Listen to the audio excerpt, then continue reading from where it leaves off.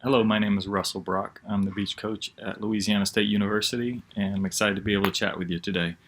Thankful to Trent and Brian over at VolleyON for giving me this opportunity. Today, we want to chat with you a little bit about what we call a late pull.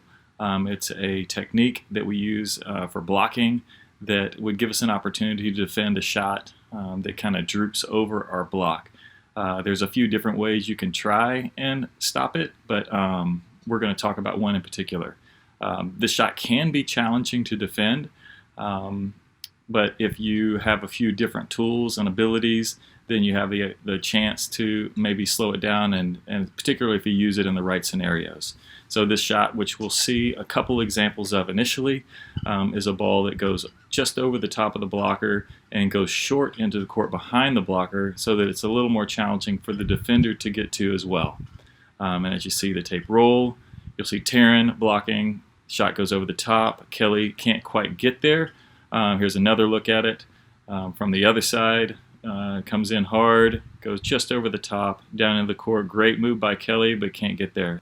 All right, so this will be the first time, as we've gone through this match, this player has proven that they're skilled. She's actually a really good player, and she's used it on us quite a few times. So we got to the point where we said, all right, let's dig into our bag of tricks defensively, and let's try and slow her down a little bit. What you'll see is, in this particular scenario, it doesn't quite work out the way that we would hope it would work out because she doesn't hit that particular shot. We'll talk a little bit about the vulnerability between when we use this particular skill, but not something to be disappointed about. Okay, she hits a high line, it goes into the corner. It's not a big deal. So when we use this skill, we're trying to use it at a time when it will give us the best opportunity to be successful. Doesn't mean that it'll always work, but it is something that we're trying to maximize the possibility of it working. If somebody hits a high line, we're not going to stop it with our pulling blocker. We'll still hope that our defender can read and react and run that down, just as if the blocker was at the net blocking when a hitter chose to hit a high line.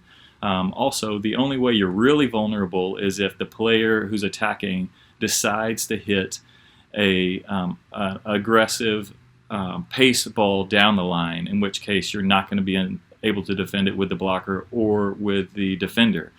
So we want to do it late, and really at a time where we think she might hit the droop shot, so that we're not nearly as vulnerable as we might be if we just did it all the time. So this isn't something you'll do a lot. It's just something that you'll do at the right times in the right way.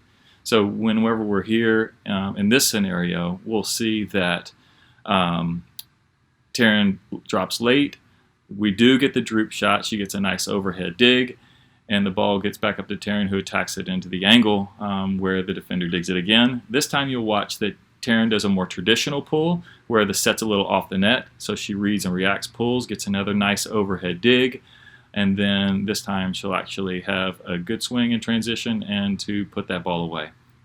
So two kinds of pulling there in that one. Here's another good look at a really good late pull. Taryn will load, and then she'll drop at the last second and get a nice overhead dig. So there she loads, drops, the pokey overcomes, Taryn gets a nice legal overhead dig on a slower paced ball, and Kelly ends up terminating the play. Okay, and this next play you're going to see, this is Claire Coppola, our ones blocker, who early fronts on a move behind when the attacker goes behind. You'll see this shot employed sometimes with movement. So they'll go wide, or maybe they'll come into the middle, or go behind, and they'll try and allow this movement to get the blockers off balance so they're not as effective, and then they'll kind of droop that ball over the top.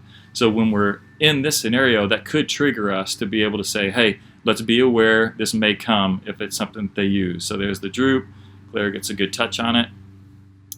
And then a good transition set from Kristen, and she finds open sand for a real point. All right, so a pretty simple skill, not one that necessarily is rocket science as far as even training, but it's something that we work on, and it's something I think that you can get really good at if you're willing to commit to understanding what the offense is trying to do.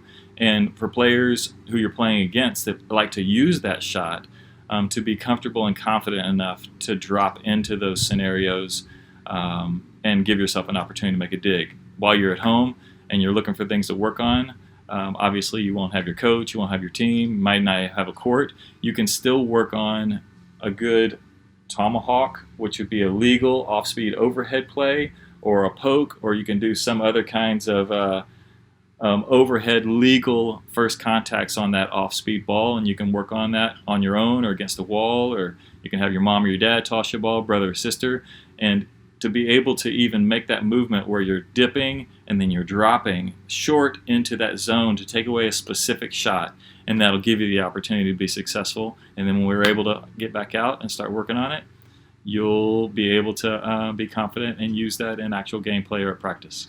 So VolleyON, let's keep working on our game. Thank you very much.